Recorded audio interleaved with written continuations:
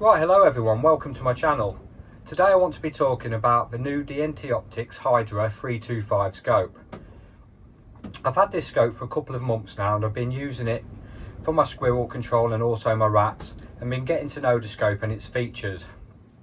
Now this particular model is a 3-in-1 scope, and when I say 3-in-1, you can have it basically mounted as a standalone scope as you see here, as a clip-on at the front of a daytime optic, or also be used as a thermal monocular.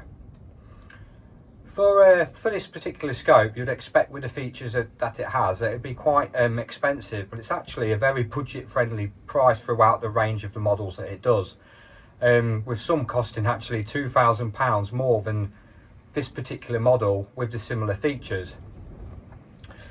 It does have a 65mm eye relief, which I found particularly good for when I was using it as a handheld thermal.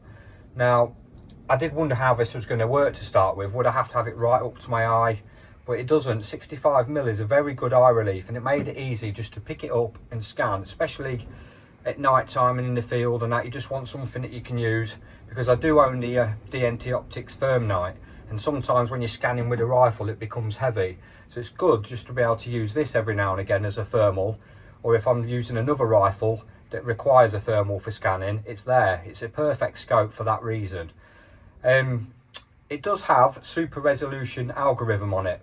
That basically means it enhances everything by 1.5%, which gives you the best quality picture that it can, even when you zoom in, which is a really nice feature. And the quality of the actual footage, hopefully show that later on, really clear and very user friendly. So basically, on the top here, which I'll show you in a moment, we have 4 big chunky black buttons. Now these 4 chunky black buttons just sound like buttons, but the way they're laid out to me made it very easy to use.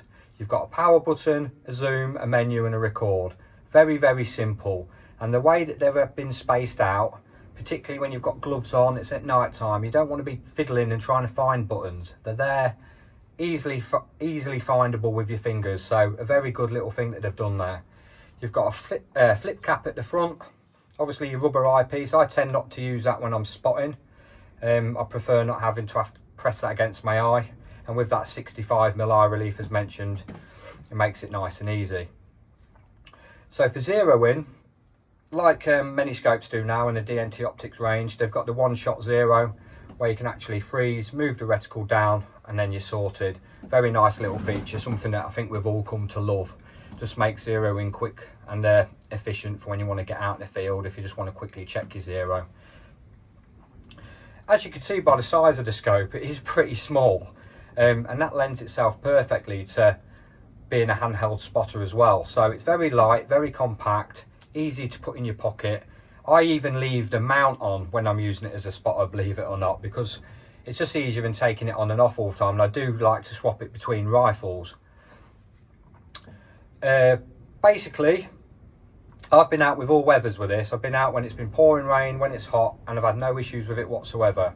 And it's IP67 rated for water, so you're not going to have any problems in the rain with this. What I'm going to do now is just show you through all the palettes, let you see what it can do with the reticles and the menu system, and then after that I'll show you some footage of it being used as a handheld spotter, as a scope, on squirrels and on rats. So let's have a look at them menus.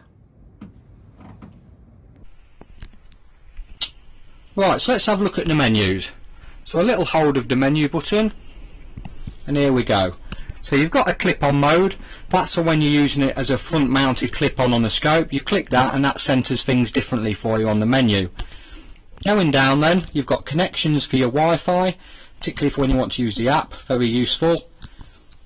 You've got reticle zeroing, I'll just have a look at that for you. And that is your standard zero-in profiles, where you can have a selection of different profiles, freeze, move X and Y, and then save and exit. So we'll do that, we'll exit. There you go. Moving down, let's have a look at the reticle settings. So the reticles and reticle colours. Let's start from number 1. So going up, hopefully you can see this. We've got the first focal plane number 1 design, first focal plane number 2 design, second focal plane number 3, second focal plane number 4, and they're all second focal plane after this. So number 5, 6, 7, 8, and you can also hide the reticle if you obviously want to use it as a spotter so it's not in the way. A nice little touch. So moving back then, little hold of the middle button and we're back out. Let's go down. So you've got your picture in the picture settings. Let's have a look at that. You can have it off, pictured in the left, in the centre or on the right. Nice little touch again, so you can move the picture in the picture where you want in case it's off putting in a certain position for you. Let's back out of there. Going down, you've got your recoil activated recording. Now I haven't tested this, guys, I'm sure it works well, but on air rifles I often find I don't recoil a lot, so rather than risk it not working, I just don't use it. That's just my own personal preference. You've got image super resolution, which I touched on earlier. You've got your thermal image settings where you can change stuff like your palettes, image contrast, brightness, sharpness and hotspot tracking. I won't go into all of those for you. You've got your function settings, so you can do your loop recording, audio recording, turn your gyroscope on or off, and your screen brightness. System settings, so your date, your time, language, format, restore, and available storage, and what version and what model you're on. What I'll do is I'll just spin you round. There we go. Go back down, shall we? So yeah, if you go into clip-on mode, that's what clip-on mode does. Puts it into a different position because it's going to be going through another scope. So turn that off. And what we'll do is go down, reticle settings, reticles, come out of that one. Let's go to the colours. So you've got red, green, yellow, black and white. So we'll just come out of there again, go back to reticles. We're on hide at the minute, we don't want that, so we'll put one up. There you go, we'll just put that up for now. Okay, hide out of there, go down to colours. There we go, so you've got red, green, yellow, black and white. And as you can see, it's very clear reticle. That is brilliant actually. Can't see much out there, but I can tell you now, those trees over there and that building, it's about 300-400 metres or more away, but it is a very good picture as you'll see from the footage. So that's the reticles and that's the menus.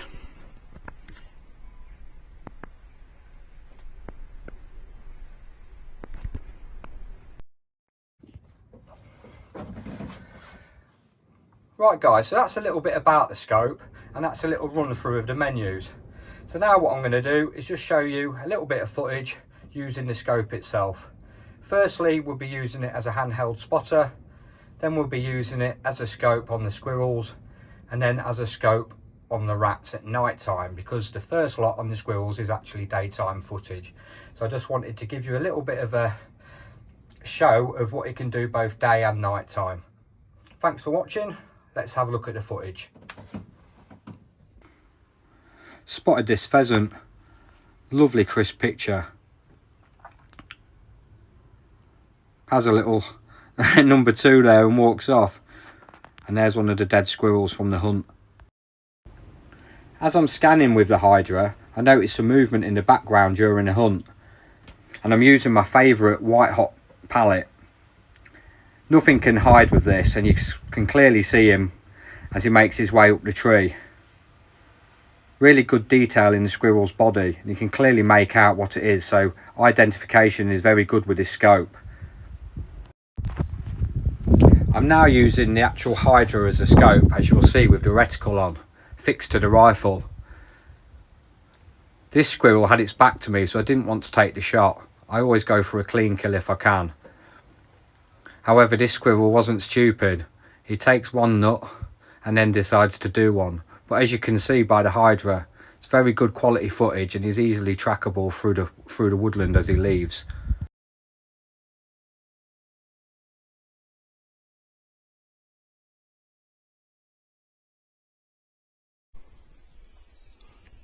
Just spotted this guy. I would not have seen that with a naked eye.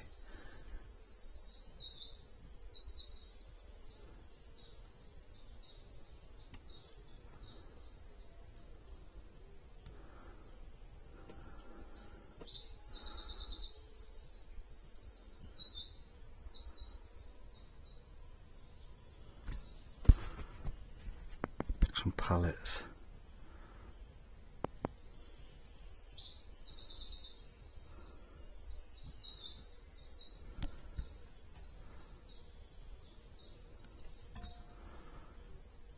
Just trying to work the feeder out.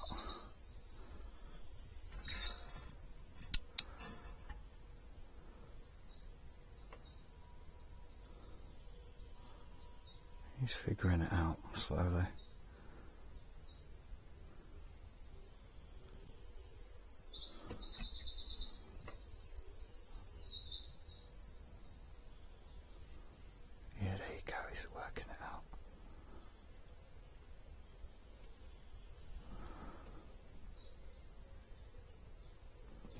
I've missed a chance here, but I just wanted to film him.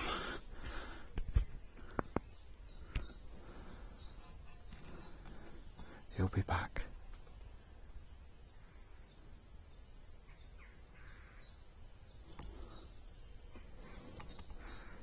Checking the other one out now.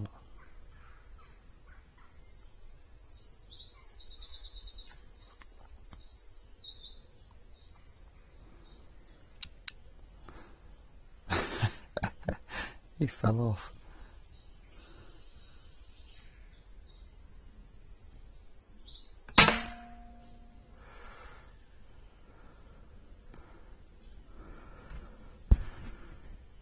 Down you get.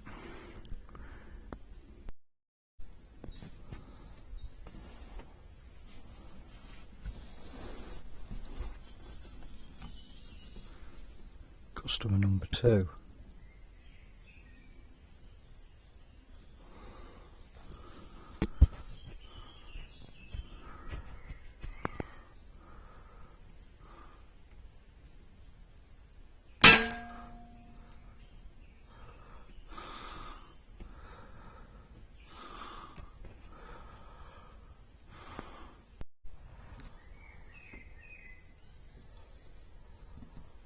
Got a jay here.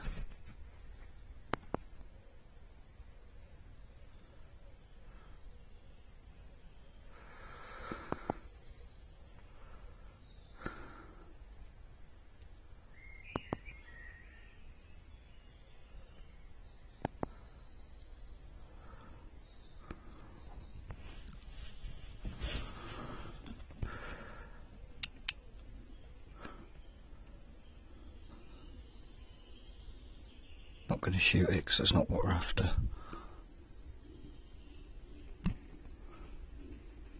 Nice and clear though.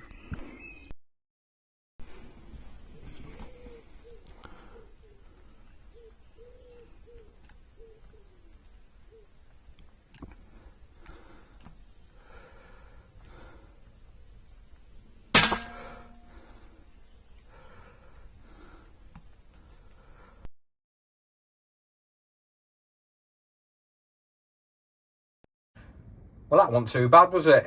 Some nice footage there of some squirrels in the woods.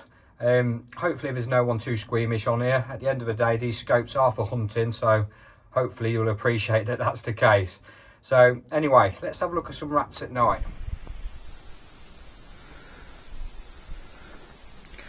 So we're out at night now, guys, with the Hydra, and as you can see, it's not even pitch black yet, but the weather has cooled down a little bit because it has been hot. That's a lovely picture, lovely crisp picture. Really is good. Now, if I focus a bit better, there you go. That's on 2x mag. Let's zoom in on this barn here.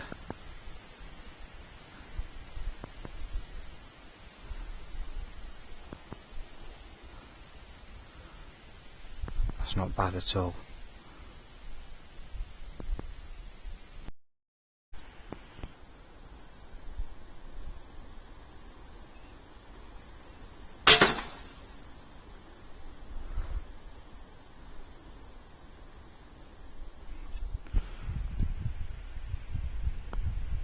Got a hare here. It's about 60 metres away. It's not what we're after, and he's not doing any harm, so he's not going to be getting shot.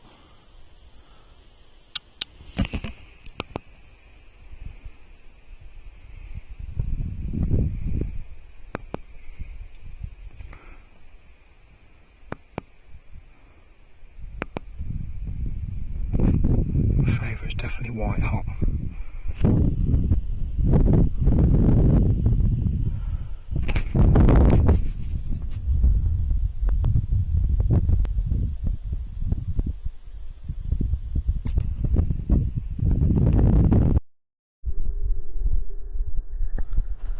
Unfortunately, the rats weren't really playing ball when I went hunting, but here's a slow motion just to show you what it looks like at night and the detail that the Hydra can show. It's a very crisp picture and can really show up those rats when the naked eye just would not see them.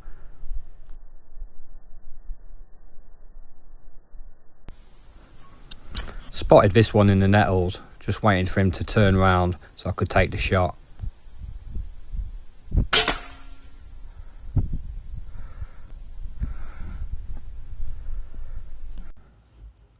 Unfortunately, the rats didn't really play ball that night, but I managed to get enough footage just to show you its capabilities at night time.